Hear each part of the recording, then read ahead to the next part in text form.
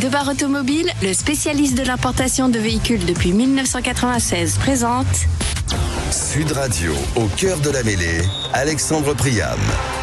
Vous êtes au cœur de la mêlée sur Sud Radio, au cœur aussi du rugby à 7. On est à la mi-temps de France-Grande-Bretagne. Bonsoir Johan Huget. Comment ça va Johan ? Bonsoir messieurs. Ça va ? Grande forme ? En pleine forme, un peu humide mais en pleine forme.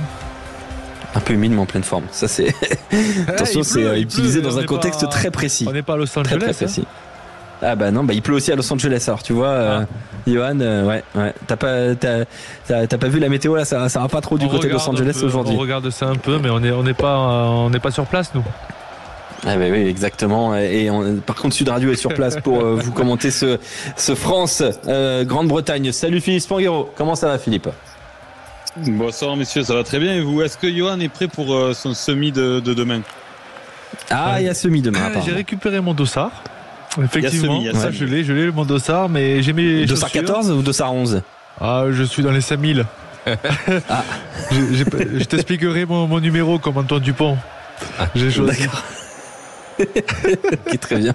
Ouais, c'est Antoine Dupont a choisi le numéro 25. Alors, on va commenter cette seconde période avec vous, les gars, avant de basculer vers le débrief du multiplex. Le ballon pour l'équipe de France, là en avant un instant des Bleus, ballon rendu à la Grande-Bretagne. Et c'est un match difficile pour les Bleus, qui, on le rappelle, si vous nous rejoignez sur Sud Radio, vous êtes au cœur de la mêlée, mais on modifie un petit peu le conducteur parce que bien l'équipe de France était en train de jouer contre la Grande-Bretagne. Il y a 7-5. Les Bleus se sont imposés hier face au Canada 24-7. Il faut une deuxième victoire pour aller chercher la qualif. Et pour l'instant, il y a 7-5. Il reste 6 minutes à jouer dans cette seconde période du côté de Los Angeles, dans le stade du LA Galaxy, au sud, à Carson, près de l'océan. Le ballon pour la Grande-Bretagne, avec l'accélération, le jeu au pied rasant, c'est très bien fait. C'était déjà une souffrance pour l'équipe de France dans le premier acte. Attention, ça cafouille. Pénalité pour les Bleus, pour une poussette. On relance avec Paulin Riva. On fait jouer le cardio là, avec le ballon qui a été récupéré. Il est complètement hors jeu là, le joueur de la Grande-Bretagne s'est récupéré par la Grande-Bretagne qui marque cet essai par Ferguson, Robbie Ferguson. Est-ce qu'il ne revient pas d'une position de hors-jeu ? Je pense qu'il faudrait revoir ça. Non, l'essai validé par monsieur Gonzalez. Les Bleus qui sont dominés 7-10 par la Grande-Bretagne. Oh, c'est une petite surprise quand même, une surprise qui nous fait pas plaisir là. Johan Huget et Philippe Spanghero, les Bleus en difficulté. Il y a faute, non, quand même, il est pas hors-jeu ? Mais pour moi, il revient d'une position d'hors-jeu. Mais bon, je comprends pas. L'arbitre, faut utiliser la VAR. Monsieur Gonzalez, ouais, il faut. Ouais, c'est vrai que je suis très surpris parce que pour moi il revient complètement de notre en but, tout va bien, mais non. Et la transformation, elle passe. Oh là là, le drop de la ligne de touche, c'est parfait pour la Grande-Bretagne qui désormais mène 12-7.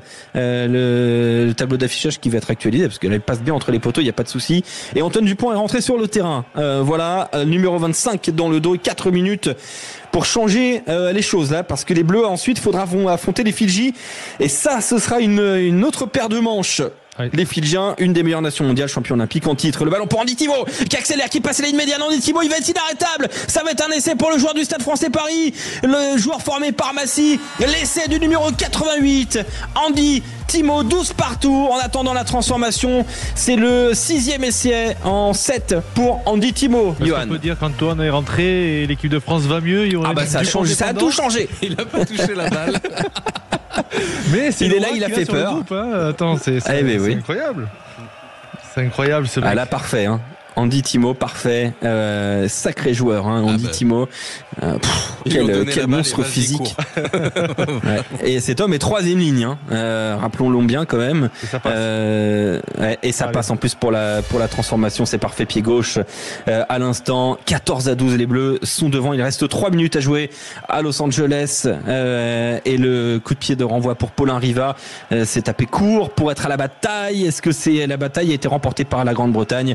Ballon récupéré, mais peut-être le contre-ruck, c'est bien fait par l'équipe de France, et Antoine Dupont qui est venu chercher ce ballon au sol. Le joueur du Stade Toulousain, il est soulevé, il n'arrive pas à mettre, attention, les genoux au sol, et il y aura une pénalité. On s'est mis à la faute côté Grande-Bretagne.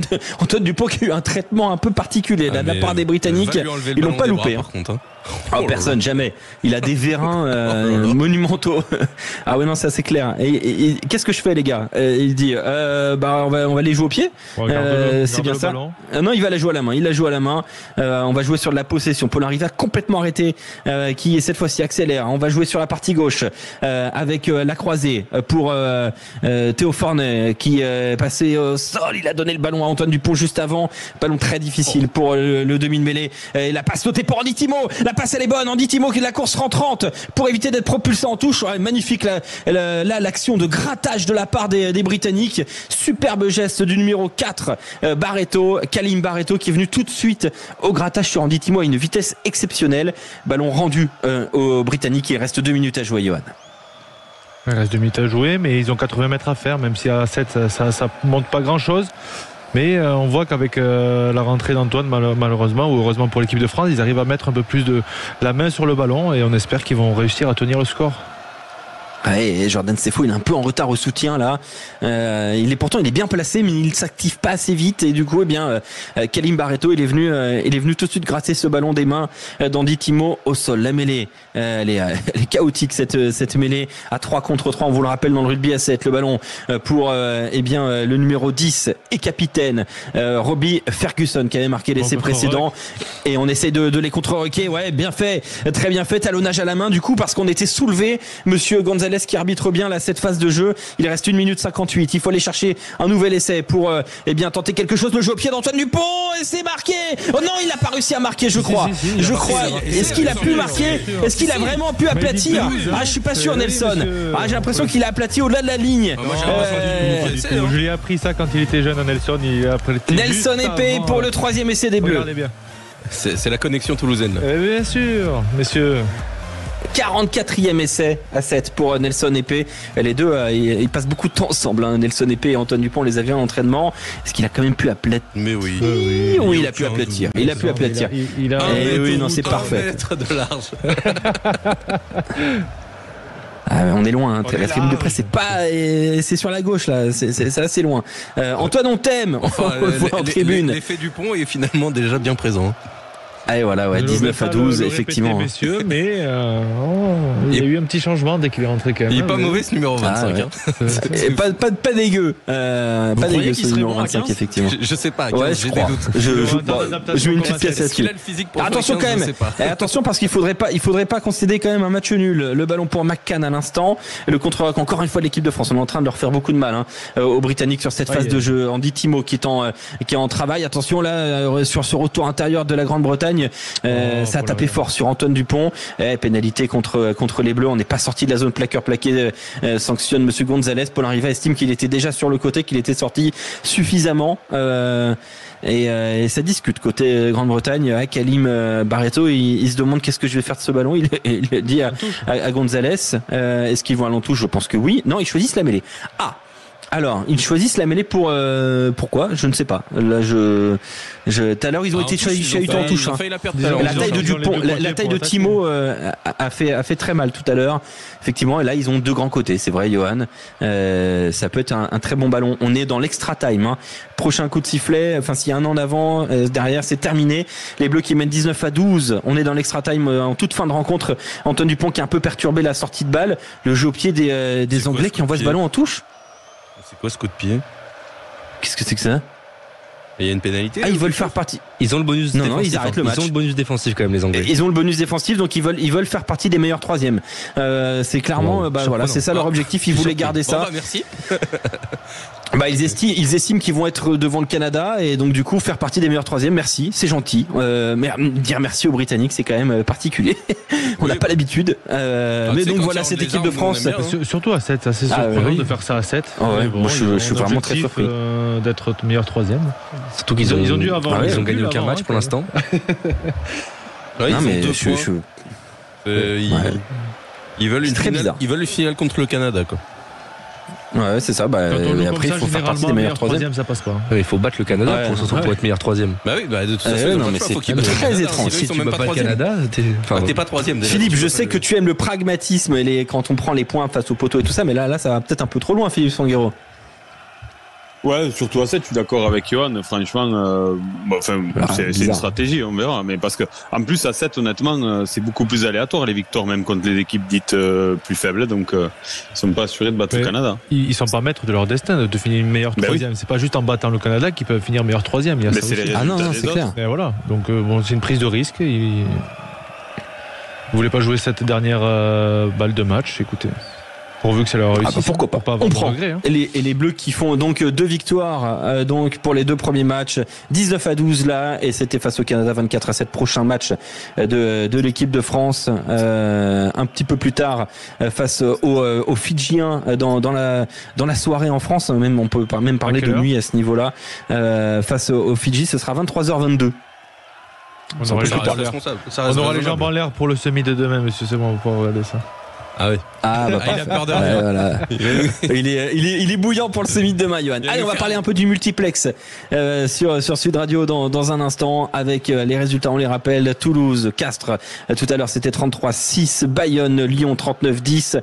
Oyonnax, Montpellier 35-39. Stade Français Paris, Pau 25-12. Et puis la victoire de Toulon face à Perpignan sur le score de 44-22. Dans un instant sur Sud Radio, notre invité Virgile Lacombe, l'entraîneur adjoint du Stade Toulousain. Et puis on reviendra sur le multiplex. À tout de suite. Sud Radio, au cœur de la mêlée, Alexandre Priam.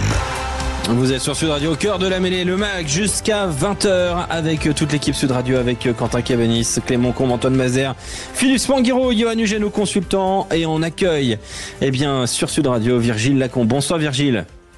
Bonsoir. Entraîneur adjoint de cette équipe du Stade Toulousain qui s'est imposé tout à l'heure avec brio et avec le bonus offensif face au Castres Olympique 33-6. Mais avant toute chose, je crois que Johan, Philippe, Virgile, vous connaissez un petit peu, légèrement. Je crois que vous avez déjà quelques faits d'armes, Philippe. C'est ce que tu me disais. C'est drôle parce qu'on a joué tous les trois une saison où Virgile faisait l'ascenseur déjà régulièrement avec les pros cette année-là. Johan pas encore, et voilà. Et moi j'étais le dernier, le vilain petit canard de la bande, quoi. Le vilain petit canard, c'est vrai ça, Virgile Lacombe, ou pas? Que Félix Spanghero est un vilain petit canard? C'était pas un vilain petit canard. En tout cas, je suis honoré de participer à l'émission et surtout d'avoir de leurs nouvelles. Bah voilà. Ils vont bien. Ça fait 10 fois que je propose une date de déjeuner, ils daignent même pas répondre. Bon, on réglera ça en message privé. Et puis tiens, demain, je sais pas si t'es au courant, Virgile, mais demain, Johan Huget, il fait un semi-marathon. Et ouais. Ouais, j'ai entendu ça. Ouais. Mais c'est bien. Il en est fier. Reconvertir. c'est ça. Johan est ravi. Johan, quelque chose à dire pour ta défense ou Non, mais on voit que Virgile est en grande forme. Après leur grand match, félicitations, ça fait plaisir de voir un Stade Toulousain en forme. Et oui, victoire 33-6, 5 franchissements, 30 défenseurs battus, 549 mètres parcourus ballon en main, 5 essais marqués, 0 encaissé. Est-ce que c'est l'après-midi parfaite, Virgile? C'est jamais parfait, mais en tout cas, gagner avec le bonus contre Castres, qui était en grande forme quand même ces dernières semaines, c'est quelque chose d'hyper positif pour le club. Et puis on a encore pu voir quelques jeunes s'illustrer, donc c'est top. Ouais, notamment, on parle de jeunes. Il y a eu des choses très très très positives aujourd'hui. Le petit Josh Brennan, il a encore été au rendez-vous, notamment. Il y a eu un gros match aussi. Alors il est pas si vieux que ça. Mais Pierre-Louis Barassi a fait encore un très bon match. Appelé en bleu, Pierre-Louis Barassi. Ouais, il y a des satisfactions individuelles, Virgile, qu'il faut souligner aujourd'hui. Ouais, notamment Mathis Castro-Ferrer aussi. Voilà, Mathis Castro qui fait une très bonne rentrée aussi. Et qui s'impose, donc c'est bien pour le groupe parce que ça crée un peu d'émulation, ça remet tout le monde en concurrence, même ceux qui sont partis en sélection. Donc il nous tarde justement d'avoir tout le monde au club pour pouvoir faire des choix d'équipe avec un petit peu plus de joueurs présents. Alors la période des doublons, elle continue pour le Stade Toulousain et elle fonctionne bien. On a un adage souvent, on l'a rappelé tout à l'heure sur Sud Radio, c'est doublon bien géré, titre au bout. Généralement, ça se passe un peu comme ça au Stade Toulousain. Alors, je vais pas vous porter la poisse quand même, Virgile Lacombe, entraîneur adjoint du Stade Toulousain, mais bon, on peut le dire, ça se passe plutôt pas mal cette période de doublon. Ah, ça se passe très bien. Ça se passe très bien. On pensait pas, en commençant de période de doublon, être sur 5 matchs, 5 victoires. Donc c'est très positif. Et effectivement, les saisons précédentes, on n'a pas toujours super bien géré cette période-là. Et là, les jeunes qui sont intégrés pendant cette période ont gagné de l'expérience, je pense, sur les saisons précédentes, sont bien intégrés avec nous et donc les résultats sont positifs. Donc c'est une très bonne opération pour nous pour l'instant et il en reste un la semaine prochaine. Yoann Huget, toi qui as connu des périodes de doublons avec le Stade Toulousain, alors généralement toi tu faisais partie du wagon de ceux qui allaient en équipe de France, mais c'est vrai que là, quand on regarde les doublons, parce que cette année il y a eu aussi la Coupe du Monde, 9 matchs de doublons, 8 victoires pour le Stade Toulousain. C'est quoi les ingrédients des doublons bien gérés selon toi, Yoann? C'est de le préparer en amont comme ils ont su le faire et de prendre déjà l'année où ça s'était un peu mal passé, de faire un peu plus de turnover et c'est ce qu'ils ont réussi à faire, c'est-à-dire de faire jouer les joueurs majeurs un peu moins et de mettre un peu plus les joueurs on va dire du centre de formation ou ceux qui sont pas forcément appelés à les faire jouer un peu plus et de prendre un peu plus de responsabilité, mais au-delà de ça, on a vu le Stade Toulousain très performant, notamment à l'extérieur avec cette victoire à Clermont, avec un Stade Toulousain aussi qui prenait beaucoup d'essais, Virgile sur les 2 dernières sorties, et là aujourd'hui vous prenez que 6 points. Est-ce que l'accent que ça a été un peu, je sais que la défense est très importante, donc est-ce que sur ce match-là c'était vraiment le point ciblé par l'équipe? Ouais, ça fait 2 semaines maintenant que, même avant Clermont, on avait essayé de mettre l'accent dessus, d'essayer de rajouter du travail technique et une bonne analyse d'adversaire pour pouvoir être performant sur le secteur. Et c'est top de pouvoir faire un match avec 0 essai encaissé. Ouais, vraiment, c'est très intéressant. Notamment, tiens, comment on arrive à donner de la confiance, à accorder, parce que c'est souvent le mot qui est associé, accorder de la confiance à ces jeunes et en même temps les responsabiliser, parce que jouer avec ce maillot, c'est pas non plus rien. Virgile, comment on arrive à avoir ce discours-là avec ces jeunes qu'on fait jouer pendant les doublons?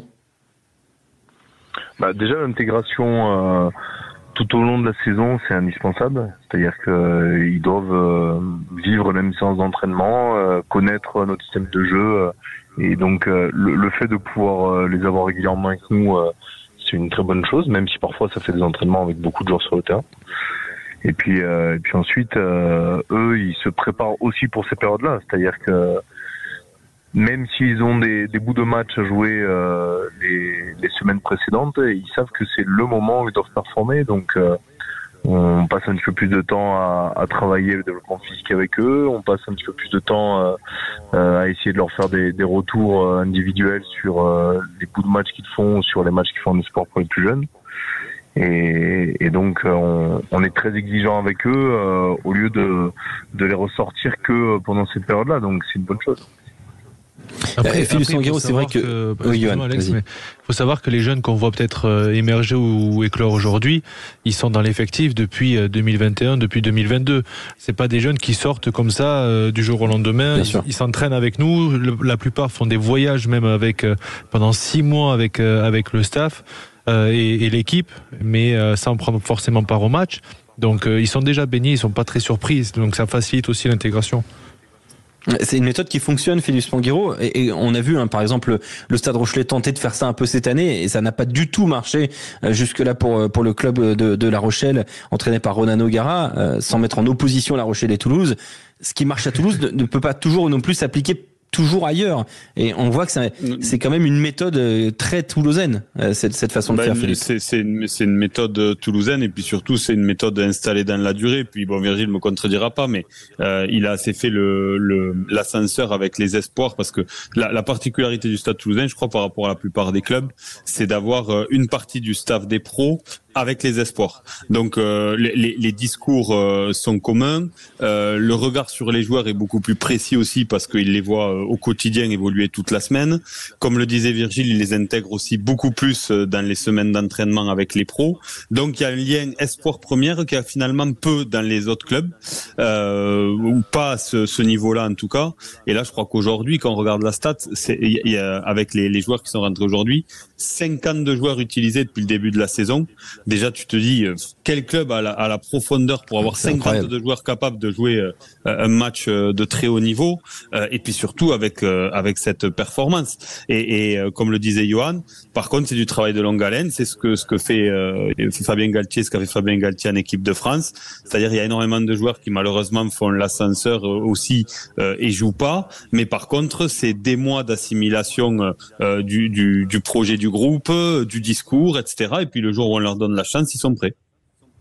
Oui, et ça semble fonctionner. Quand on regarde un petit peu le calendrier, Virgile Lacombe, entraîneur adjoint du Stade Toulousain, on voit bien un déplacement à Perpignan la semaine prochaine, avant d'aller du côté de Bordeaux le 24 mars. Là, quand même 2 déplacements consécutifs.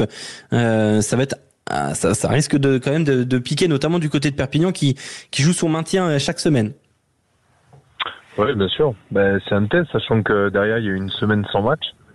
Donc toutes les équipes vont se préparer pour tout donner sur ce match avant le repos, et quand tu vas jouer contre des équipes qui sont en train de jouer le maintien et qui tous les week-ends luttent pour essayer de récupérer une victoire, un point de bonus, etc. Il faut avoir preuve d'un gros caractère et avoir la capacité à rien lâcher, faire preuve d'abnégation pour essayer de faire des résultats là-bas. Voilà donc pour le calendrier du Stade Toulousain, et puis je voulais revenir un petit peu aussi sur le 15 de France. Beaucoup de Toulousains appelés dans la liste pour préparer le match face au Pays de Galles. On a notamment Dorian Aldeguerri, Cyril Bay, François Cros, Thibaut Flamand de retour, et on va aller là-dessus. Julien Marchand, Peato Bovoka, Emmanuel Meafou, Alexandre Roumat, voilà pour les avants, et puis pour les 3 quarts, Pierre-Louis Barassi, Mathis Lebel, Thomas Ramos. Voilà du très beau monde amené en équipe de France de la part du Stade Toulousain. Le retour de Thibaut Flamand, parce qu'on parle beaucoup de Meafou, mais c'est vrai que Thibaut Flamand, on en parle un petit peu moins, alors que on se rend compte peut-être, je sais pas quel est ton avis toi Virgile, de l'importance de Thibaut Flamand au sein du groupe France. On l'a plusieurs fois dit à l'antenne qu'il y avait un manque de Thibaut Flamand dans sa façon de couvrir du terrain notamment. Ouais, mais c'est un joueur qui est très complémentaire. C'est-à-dire qu'il a de grosses qualités sur le secteur de la conquête, aussi bien sur la touche que sur la mêlée, parce que c'est un joueur qui est très à l'écoute et qui a beaucoup progressé sur ses premières saisons en arrivant au Stade Toulousain.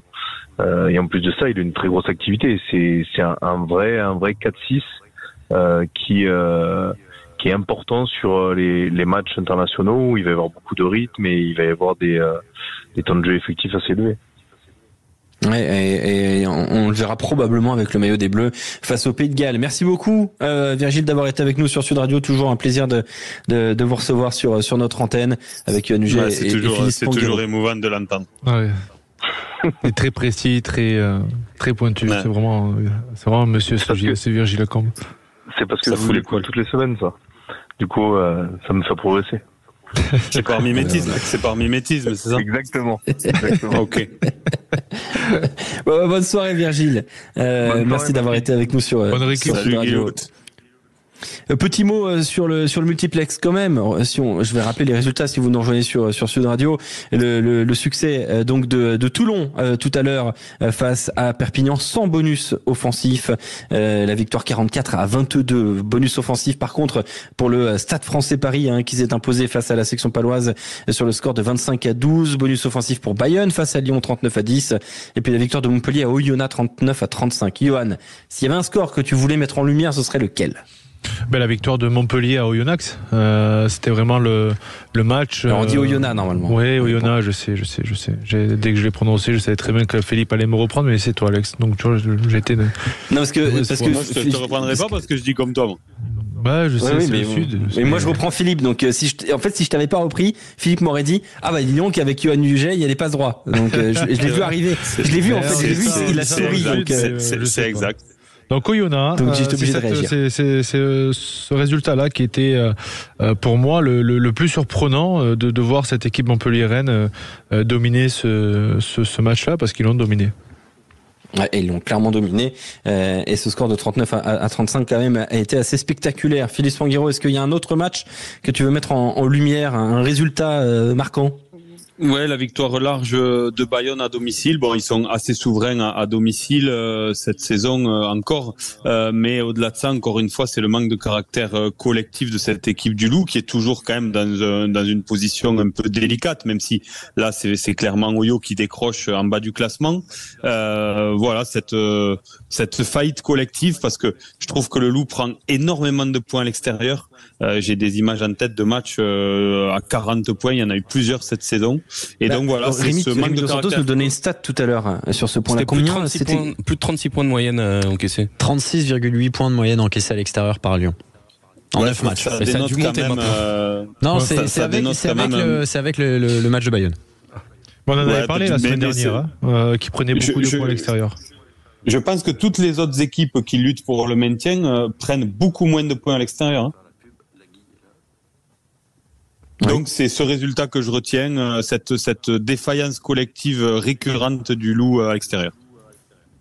Et effectivement, et le Loup, il y a de l'inquiétude, il y a du mieux une semaine, et puis la semaine d'après c'est très très inquiétant. Et aujourd'hui le 39-10 c'est presque un peu flatteur pour le Loup, parce qu'en seconde période ils n'ont pas vu le jour du tout les Rodaniens, donc de Fabien Gégène-Bacher. Dans un instant sur Sud Radio on reçoit Philippe Guillard avec un grand plaisir. On va se poser une question: le 15 de France rime-t-il avec résilience avant ce match avec face au Pays de Galles la semaine prochaine? Philippe Guillard d'ailleurs qui était du côté du Stade Français Paris, on en parlera tout de suite sur Sud Radio. Sud Radio, au cœur de la mêlée, Alexandre Priam. Vous êtes sur Sud Radio, au cœur de la mêlée, et on est bien avec vous dans cette mêlée, avec Philippe Spanghero, avec Johan Huget, avec vous au 0826 300. On parle du 15 de France dans un instant, mais d'abord, on était sur le multiplex, on a parlé d'Oyonnax Montpellier, on a parlé de Bayonne-Lyon, on va parler du Stade Français Paris face à la section paloise. On avait un journaliste dans les tribunes, prêt à nous faire un compte rendu. Bonsoir Philippe Guillard. Ouais, alors déjà bonsoir à tout le monde. Mais non, je suis un peu embêté parce qu'en fait j'ai 39 de fièvre et je suis resté au lit. Donc j'ai regardé le match à la télé, quoi. Donc voilà, mais j'ai vu comme j'ai pu, parce que le multiplex de Canal, qui est mon ancienne belle maison, bah tu vois pas tout le match en entier, mais tu vois les bons moments, quoi. Voilà. J'espère que ça va quand même, Philippe. Oui, c'est pas une grippe, hein. C'est comme dirait l'un des oncles de notre ami Philippe Spanghero, ça n'est qu'une petite grippe, voilà. Ça n'est qu'une petite grippe. Philippe, ça le fait marrer. Philippe Guillard, on est très heureux d'être avec toi sur Sud Radio. T'es un peu chez toi ici quand même. T'as été consultant Sud Radio le temps d'un match à l'époque. On avait pris beaucoup de plaisir du côté du Racing. Ouais, c'était sympa, ouais, c'est vrai. Ouais. Bon. Et tiens, qu'est-ce que tu as noté de ce multiplex, toi? Est-ce qu'il y a un score comme ça qui t'a interpellé, Philippe? Moi, ce qui m'interpelle un petit peu, c'est que, enfin, je sais pas, ça m'interpelle, ça fait quand même à peu près tous les ans que c'est comme ça. Depuis 3-4 années, là, c'est quand même chaud, hein. On passe de la 3e à la 6e place en très peu de temps, on passe de la 6e à la 8e, on passe de la 8e à la 6e. Ça va être incroyable cette fin de championnat pour accrocher le wagon, quoi. Ça va être incroyable, c'est serré, quoi. À part Toulouse, je pense, et le Stade Français. Et d'ailleurs, je salue, même si j'étais pas au match, je salue aussi le retour du Stade Français au premier plan, parce que mine de rien, depuis quelques années, il balbutie un petit peu. Maintenant, voilà, on va retrouver notre classico très bientôt, hein, Toulouse Stade Français, c'est peut-être la finale de cette année, hein, ça va être chaud. Donc les deux clubs sont à 55 points, Philippe. Hein. Premier, deuxième, 55 points, et derrière il y a un gouffre avec le Castres Olympique, 44 points. Il y a deux choses que je retiens vraiment, c'est ça, c'est un peu le retour du stade. Et ce que je retiens, c'est comment Toulouse a réussi à négocier depuis 2-3 ans à se passer de 5-6 joueurs majeurs qui les ont fait champions de France plusieurs fois quand même depuis 5 ans. Comment ils ont réussi à former des mecs qui aujourd'hui ne souffrent aucune comparaison, aucune différence. Je trouve ça voilà, le boulot d'un club que je salue, parce que bon, le président c'est un ancien joueur. Ils sont rares, hein, les clubs où les présidents sont des anciens joueurs. Ils sont très rares, et peut-être que ça y fait. Thomas Lombard. Oui, Thomas Lombard aussi. Mais il n'est pas tout à fait. Enfin, je ne sais pas s'il est vraiment président et Toto Travers maintenant. Il est président délégué, directeur délégué, on va dire. Voilà, Thomas Lombard. Ouais. Il y en a quelques-uns, c'est vrai, mais Vincent Merlin à La Rochelle est un ancien joueur. C'est quand même des clubs qui sont dans le haut du tableau. Hein. Excuse-moi, mais donc ce qu'on dit, c'est que voilà, je salue Toulouse parce que on se posait la question de l'après-Novès et puis non, ça continue, c'est toujours une machine. C'est vrai. Je sais pas si Johan est là. Oui, je t'entends. Johan est là, il est ravi de tout ce que tu dis, hein, Philippe. Il se régale. J'analyse ce qu'il dit et en fait c'est un travail qui a été fait de l'après-Novès et il a raison, ça n'a pas été facile. On a connu 2 ans compliqués. Il y a eu 2 ans compliqués, mais 2 ans compliqués, mais on savait que ça allait revenir, qu'il y avait des jeunes de la génération derrière. Et puis on oublie quelqu'un qui a fait un travail remarquable durant ces dernières années. On parle de Jérôme Casalbou, mais c'est Christophe Guiter. Ouais. Christophe Guiter qui fait un travail de recrutement chez les jeunes et les moins jeunes qui est extraordinaire. Et il connaît tous les joueurs par cœur et tous les jeunes joueurs. Et donc, ce qui nous permet d'aller chercher des jeunes comme Mathis Catrofera, des Nanimé Afou, qui est là depuis 2019. Tu faisais partie aussi de ce genre de génération, tu vois, parce que toi aussi. Bien sûr, c'est ça, c'est qu'en fait, on avait délaissé le bassin un peu toulousain aux alentours de, malheureusement, des petits clubs qui fournissaient en grande majorité le Stade Toulousain. Et tu vois, le Racing, que j'adore, qui est mon club évidemment de prédilection, hein, quand tu leur enlèves le walkie en touche, la charnière, parce qu'elle est avec l'équipe de France, et 2-3 mecs un peu blessés, ils peinent, hein, tu vois, ils peinent. Et vous avez carrément. Après, Philippe, je suis pas sûr que si t'enlèves Cameron Walkie ou la charnière, le jeune Gibert et le Garec, prendre 2 fois 40 points à la maison, c'est un problème de caractère. Oui, après, tu vois ce que je veux te dire. Parce que j'oserais jamais dire ce que je pense parce que je suis très malheureux de ça, tu vois. Non, mais bien sûr, mais là, on en parle entre nous, mais ce que je veux te dire. C'est quand même avec tous les auditeurs autour. Oui. Non, mais continuez, moi, ça me va très bien. Non, mais c'est de te dire que on dit que il y avait Yannick Nyanga la semaine dernière, on en parlait avec lui, je disais pareil, on enlève juste 3 joueurs, quoi. On n'enlève pas non plus l'épine centrale du Racing. Il est un petit peu au Racing depuis un petit moment. On sait qu'ils sont capables de faire des grandes mi-temps, mais ils n'arrivent pas à faire un match entier. Donc c'est le problème qu'ils ont. Et le jour où ils vont le résoudre, et qu'ils arriveront à faire 2 mi-temps comme ils en font une, la première ou la deuxième peut-être qu'ils seront au top. Et peut-être que pour ça, il faudrait aussi qu'ils fassent la 3e mi-temps, peut-être, je sais pas. Ou alors ils ne font que la 3e mi-temps et ils oublient de faire les 2 premières. Non, mais je pense il faut se recentrer sur le centre de formation aussi au Racing. Je pense que c'est le point le plus important. Je sais pas les qui pourtant est censé être performant. Oui, non, mais mais comment on peut faire jouer Max Prince en 9 et sachant qu'il y a plus de 9 au centre de formation, c'est quand même assez. Ouais, mais après, je sais pas, c'est mes potes à moi qui sont là-bas, Christophe Bombay. Oui, non, mais on le connaît tous, Christophe. Mais je suis d'accord avec toi. Voilà, ce que je voulais dire, c'est je salue Toulouse et son travail en profondeur, mine de rien, parce que et puis toujours avec cette espèce de logique de jeu, avec cette espèce d'ADN. Qui fait qu'on n'a pas l'impression entre Charvet et aujourd'hui donne-moi un centre parce que de ce coup j'ai Barassi et Barassi Barassi, j'ai pas l'impression qu'il y a une énorme différence de jeu, de culture et de Bonneval et tout ça. Donc voilà, vous avez, je sais pas, moi je trouve formidable pour ça. Je fais pas de la lèche, hein, je te dis tout de suite parce que je hais les Toulousains, évidemment, parce que quand moi je jouais à Paris, à chaque fois qu'il y avait un Toulousain qui arrivait, je jouais en première. Parce qu'il avait une passe qui était meilleure que celle de Paris. Tu vois ce que je veux dire ou pas? Donc, dès que t'es arrivé, t'avais un Toulousain, il faisait une passe, et t'as vu là? Ça, c'est une passe de Toulousain. Puis toi, tu faisais la même, il disait, non, c'est une passe de Parisien. Donc, si tu veux, au bout d'un moment, on vous détestait, quoi.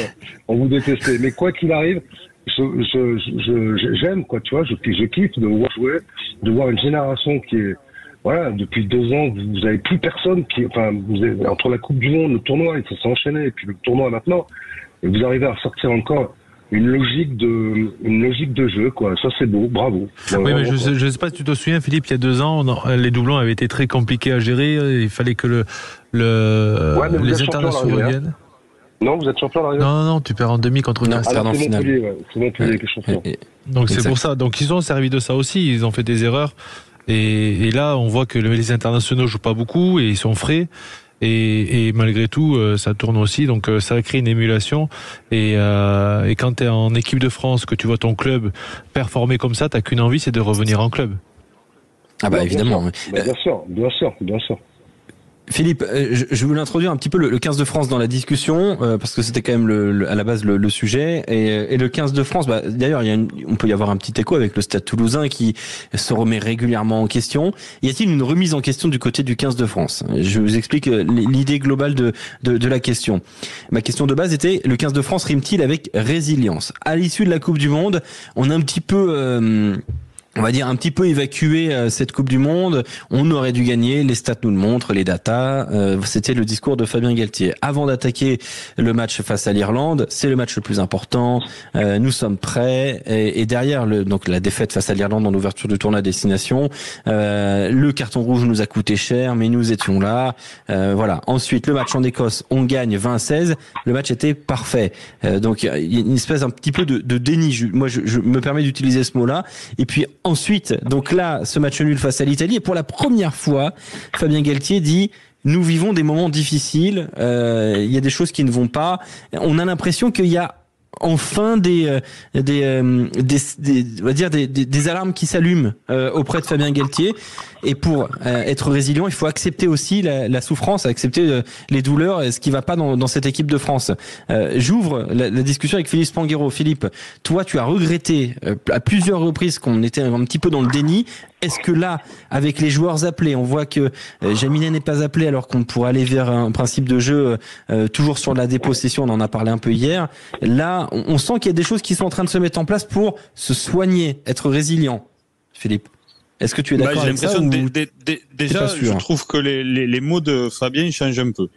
Les mots de Fabien ont un peu évolué. On sent qu'il y a quand même une prise de conscience, et elle est importante parce que on a du mal à savoir ce qui se dit dans l'intimité du vestiaire, mais nous de l'extérieur, on comprend pas. Et c'est dommage parce que il y avait une ferveur populaire autour de l'équipe de France qui était magnifique.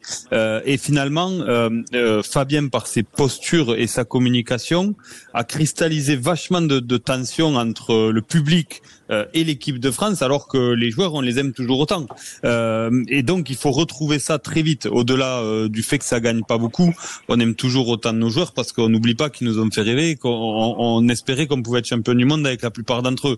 Donc, je crois que maintenant, par contre, on en a parlé déjà hier, il faut être un peu plus ambitieux. On voit qu'au bout de 5 temps de jeu, nos joueurs sont perdus sur le terrain, que ce principe de la dépossession, on n'est plus capable de le jouer parce que nos joueurs qui sont capables d'être forts sur ce jeu de dépossession dans le jeu au pied, c'est Antoine Dupont, Romain Ntamak, Melvin Jaminet sur les gros jeux au pied, tu les as plus. Pour être fort sur la dépossession, il faut être très fort défensivement. C'est même pas tu les as plus, c'est que tu les appelles pas. T'appelles pas Jaminet. T'appelles pas Jaminet. Il faut être très fort défensivement et sur les zones de ruck dans le contest, on est beaucoup moins fort qu'avant la Coupe du Monde.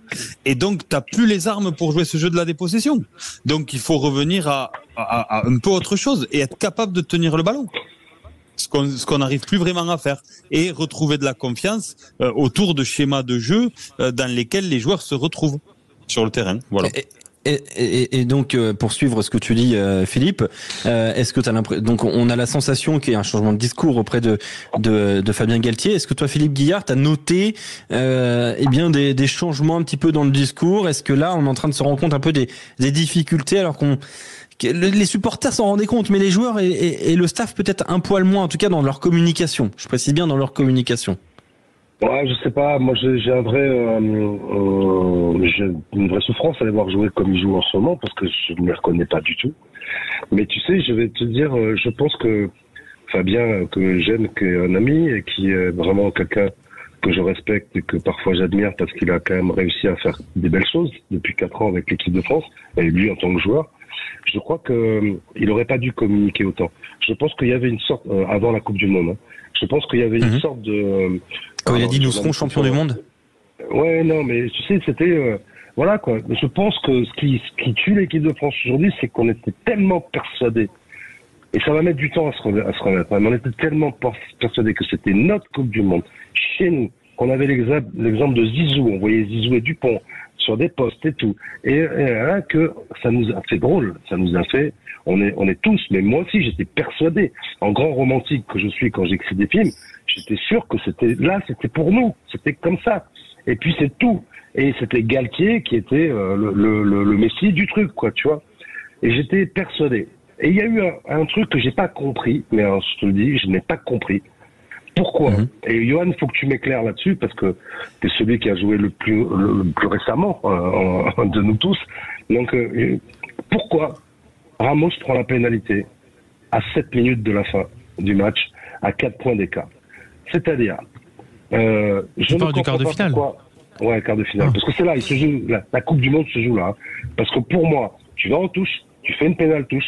À ce moment-là, quand même, Woki survole la touche. C'est le seul truc qu'on a survolé un petit peu avec lui, c'est la touche. Et à ce moment-là, tu as 80 000 personnes qui n'attendent que ça. Tu as 5 mètres à faire, ou 8 mètres, on va dire. Et tu as 7 minutes pour faire 8 mètres. Au lieu de ça, tu as 7 minutes pour faire 95 mètres. Pourquoi?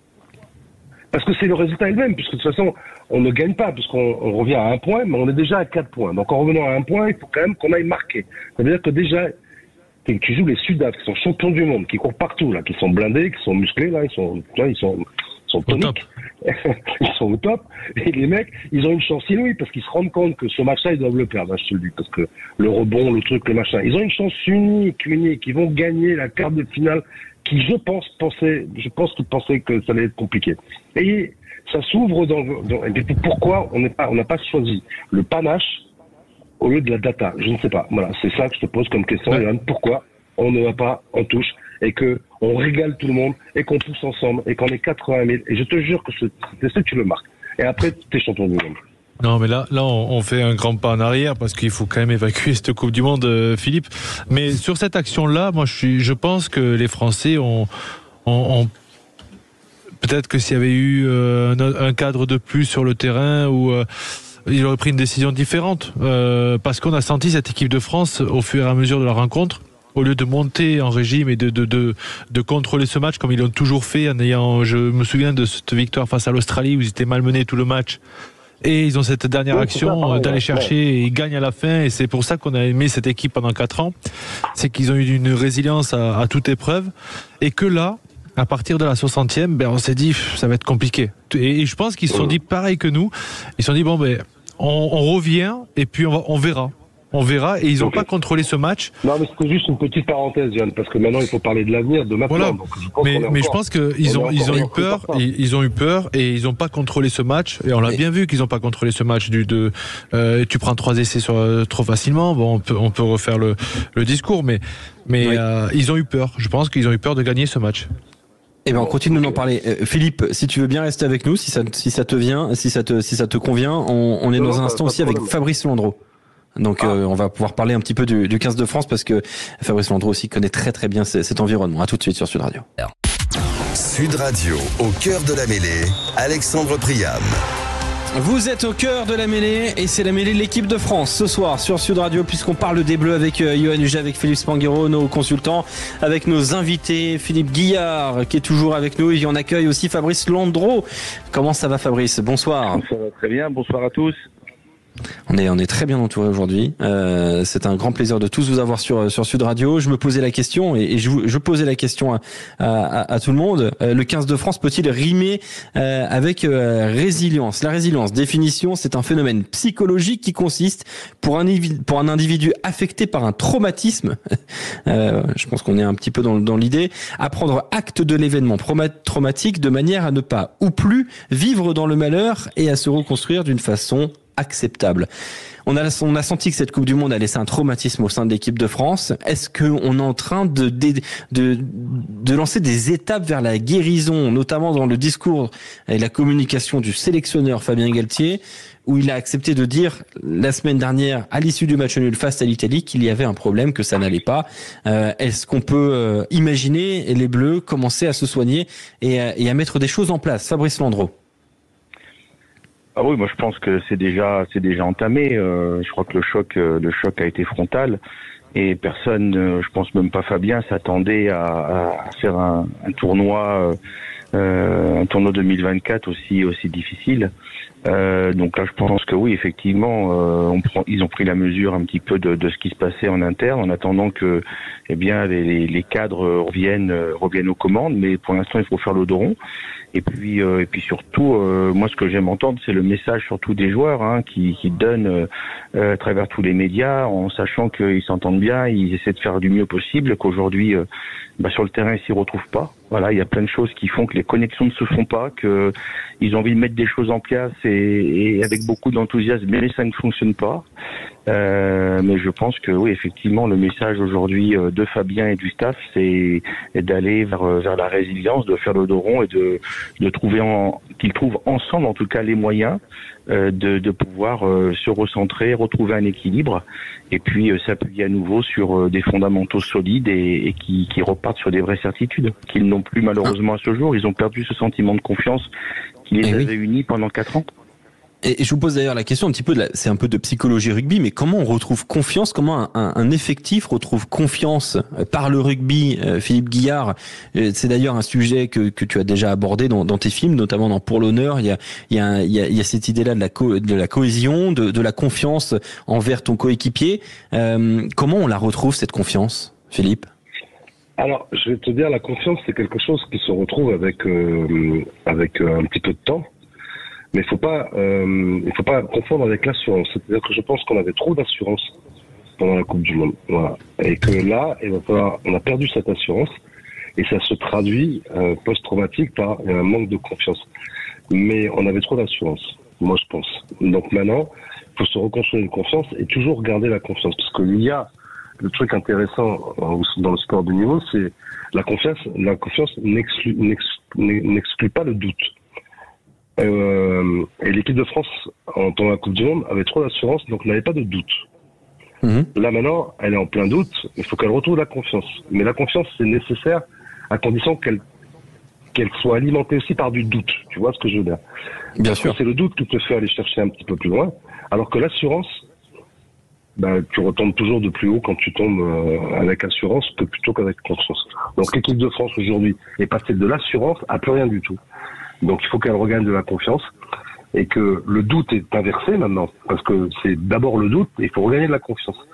Alors que d'habitude, elle avait plutôt une équipe qui gagne, a de la confiance, mais à chaque début de match, elle doute.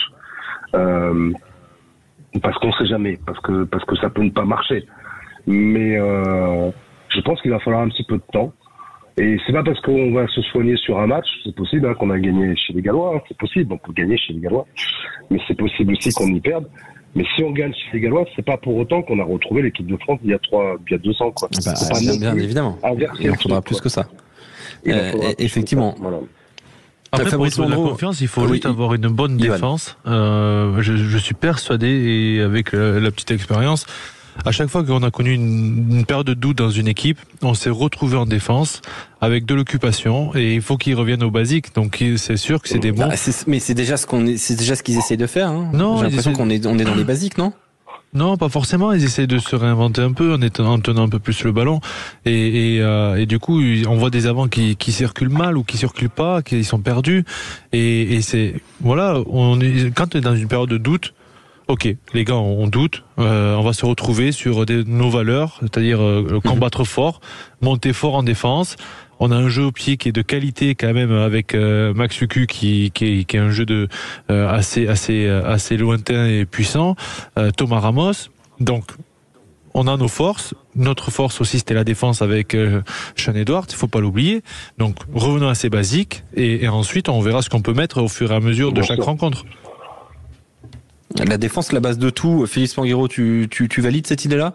D'abord défendre en termes de rugby? Bien sûr, se rassurer là-dessus, ça fait partie des fondamentaux, et au-delà même de la technique et des statistiques, on voit le caractère collectif d'une équipe.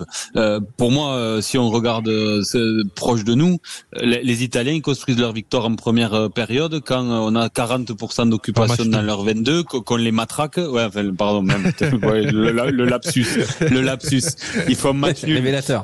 Mais parce que ils sont solidaires et qu'ils qu'ils lâchent jamais et la confiance, elle se crée comme ça. C'est très psychologique et en effet, il faut qu'on retrouve ça en priorité.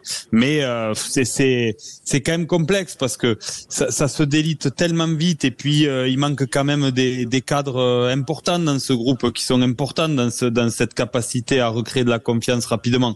Et donc le match au Pays de Galles va être vraiment très important au-delà du résultat, mais dans l'attitude et dans ce qu'on va être capable de produire. Ouais, ça c'est vrai que et c'est intéressant ce déplacement au Pays de Galles, Fabrice Landreau, parce que le contexte va être hostile, on le sait, hein, le Millennium peut-être fermé avec les flammes, ça va être hostile. On aura une équipe en face de l'équipe de France qui sera hostile aussi parce qu'elle aussi elle est en difficulté. Il y a quand même beaucoup de choses face aux Bleus, mais est-ce il va peut-être falloir justement jouer là-dessus, sur l'adversité, sur cette construction dans l'adversité, Fabrice. Oui, complètement. Je pense que ça va être un des ciments qui va servir à la cohésion de l'équipe. Le fait d'aller dans ce millénium avec malheureusement un statut aujourd'hui qui n'est plus favori, qui ne fait plus peur à personne. Donc on va en outsider à Cardiff.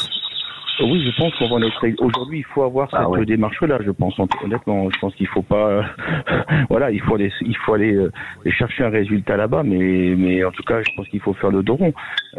Aujourd'hui, malheureusement, sur les 3 premières rencontres, on a vu qu'on avait du mal à maîtriser notre jeu, on avait du mal à se retrouver collectivement, on avait du mal à scorer, on avait du mal à se retrouver défensivement. Les fondamentaux, notamment au niveau de la conquête directe, n'étaient pas assurés.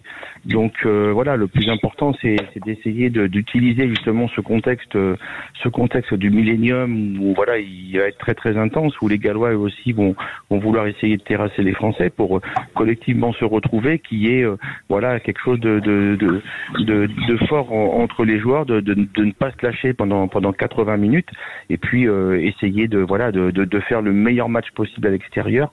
Mais il faudra malgré tout avoir tous les éléments que vous avez pu citer auparavant, que ce soit la conquête ou la défense. Ouais, avec un groupe France qui donc a été annoncé avec, je disais il y a quelques instants, pas mal de Toulousains et Antoine Nastoy qui a été appelé à l'ouverture. On aurait pu imaginer Melvin Jaminet, mais il est sorti un petit peu du circuit. Melvin Jaminet, est-ce qu'il y a qu'est-ce qu'on attend en fait des Bleus à Cardiff? Est-ce que c'est seulement la victoire ou est-ce qu'il y a d'abord l'attitude? Est-ce que le résultat on le met un peu de côté, Philippe Guillard, parce que c'est une question un peu philosophique, même si c'est humblement. Mais c'est vrai que est-ce qu'il y a vraiment que le résultat qui compte à Cardiff? Non, je pense je pense que tout le monde est d'accord sur le fait de retrouver une équipe, c'est-à-dire de retrouver un comportement d'équipe, de retrouver une défense, le combat. Mais le combat, ils l'ont. Le truc, c'est que ils n'arrivent plus à se faire 3 passes. C'est ça qui m'inquiète, moi, pour marquer des essais. Ils n'arrivent plus à faire la 4e passe, elle est dans les chaussettes, quoi. Et c'est ça que je comprends pas. Ou en touche. Mais donc il faut retrouver le combat, comme dit Philippe, comme dit Johan, comme dit Johan sur la défense. Voilà, je pense qu'ils vont nous opposer un grand combat, les Gallois, et qu'ils savent qu'on doute. Donc ils vont mettre la pression d'entrée pendant un quart d'heure, 20 minutes. Il faut qu'on se sorte de ça, ou qu'on les surprenne, qu'on soit nous-mêmes les plus présents sur le combat.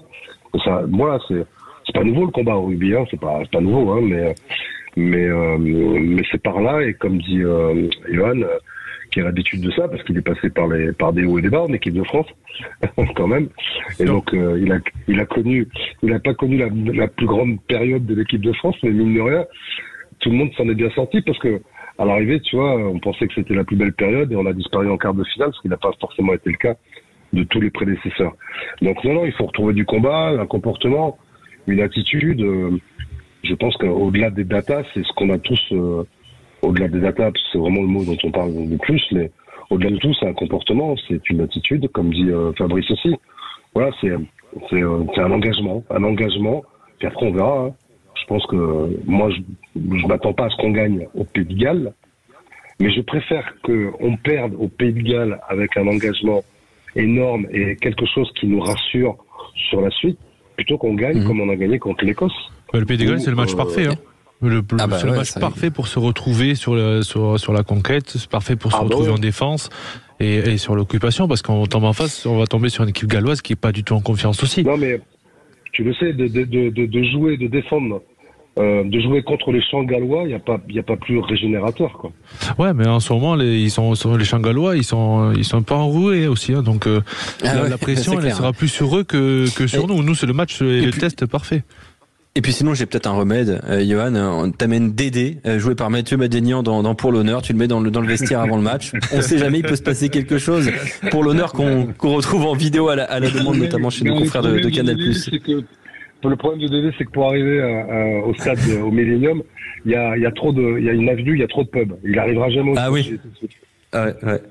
T'imagines la tête de Fabien Galtier avec Dédé qui fait une causerie d'avant-match à côté, ça serait exceptionnel.